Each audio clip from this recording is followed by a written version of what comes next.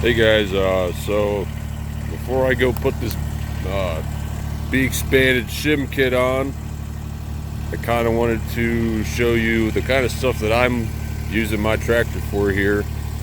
I got that little makeshift crate.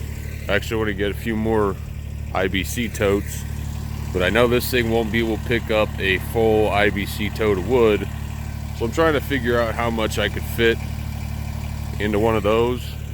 And mind you, the frame of it is lighter than the pallet and all the wood and 2x4s. I'm guessing I could probably maybe pick up half of one of those full, but we'll see.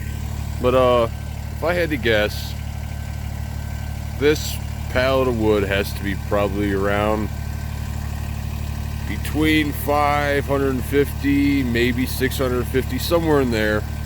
This is all relatively freshly split wood, but I'm gonna rev it up all the way. I'll show you how far we can pick it up, then I'll go in, I'll take you guys in and show you the pressure that my BX is set at, and then what I end up with, and see if we can get this thing up just enough to where we could transport it around the yard. So here we go.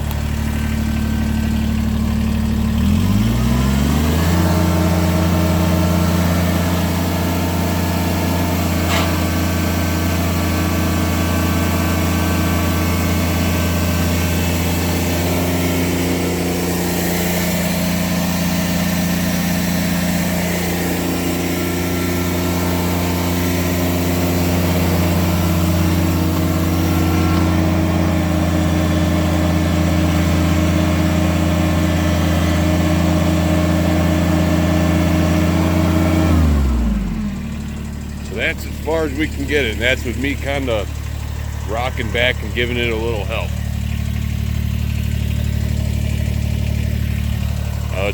I would like to get it at least, 6 inches up off the ground. If you hit any bumps or anything, you're gonna be dragging it. Any higher than that's a plus. But so use that kind of as a benchmark. We'll come back with the shim kit in, and we'll see where we're at after we get everything done. Alright, so got the pressure gauge on. We're going to start it up, see where we're at here.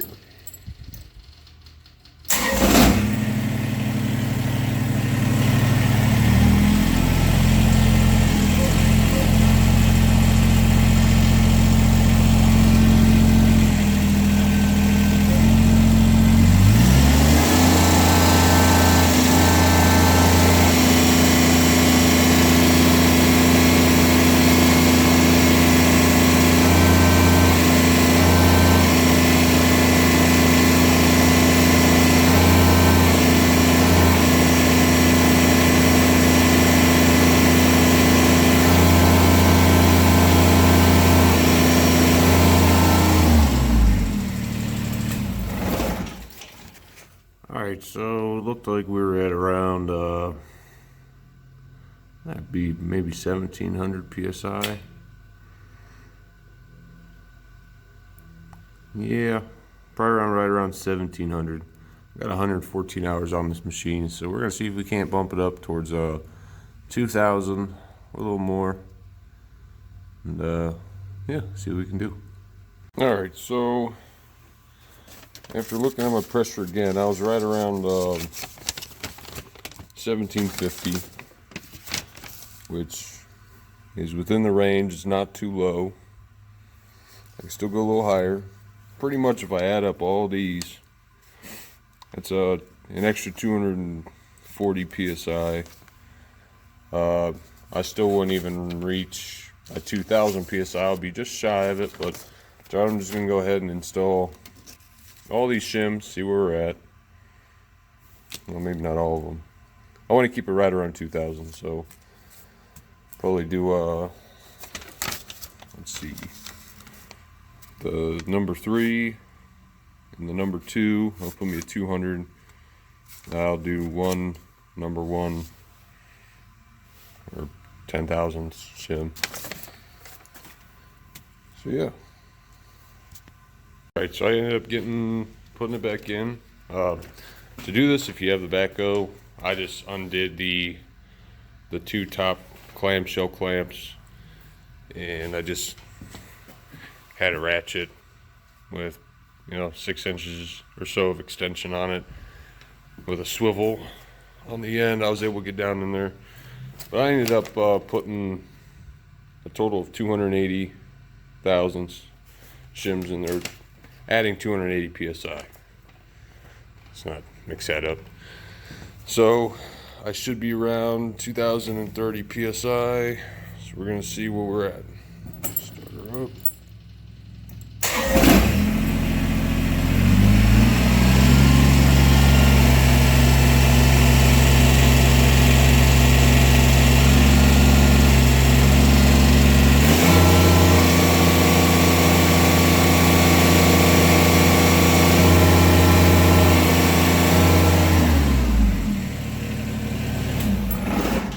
So that seemed to be just a perfect amount. Coming off of a 1750, I put both of the 3mm, and then the one red one. So now we're gonna go, I'm gonna hook all this back up. Garage floor is on level, so it's gonna be a good time. Get this all hooked back up. We'll go see if we can't move that pallet over there.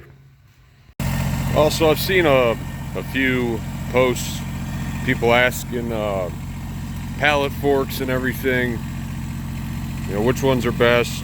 And if you can weld and you can fabricate, you got the stuff laying around, or even if you go buy it. I had built that fixture with a whole back plate, and I used to have a class 3 or class 4 forklift forks on there, but it was just too much for this little machine. But I got them at a good deal. So what I ended up doing, since I'm just using my pallet forks to move wood and just pallet work, not really abusing them, I just made some out of 3-inch C-channel. I think it's 3/16 thick. Yeah, just a hair less than a quarter. I gusseted it down at the bottom, angled it up front, and they work out great for what I need to do, and they weigh 20 pounds a piece,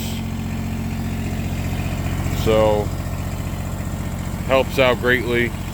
That whole ordeal probably weighs 100 and some pounds though, but it's heavy duty. Let's go see if we can move that pallet. Alright, so here we go.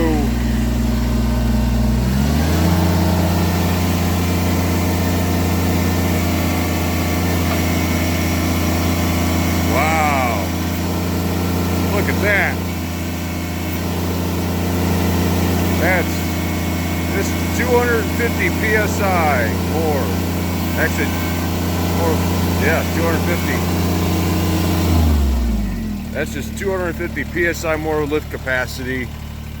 Was able to move that. Before we were only getting it up about that far.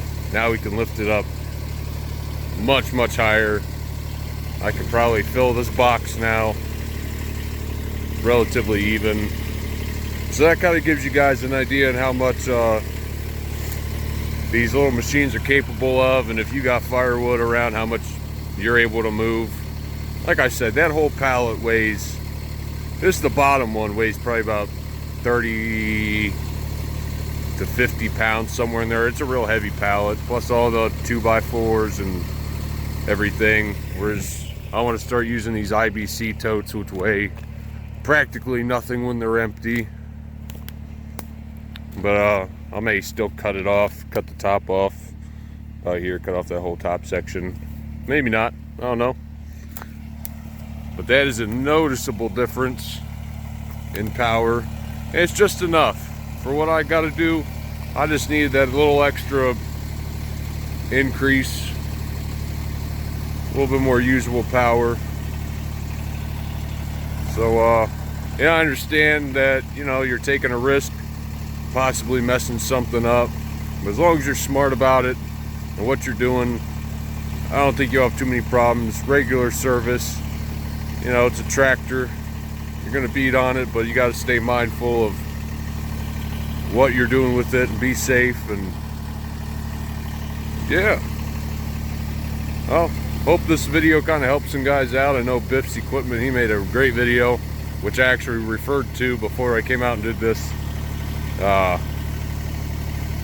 So go watch his videos if you haven't. He goes into great detail and has a scale and everything.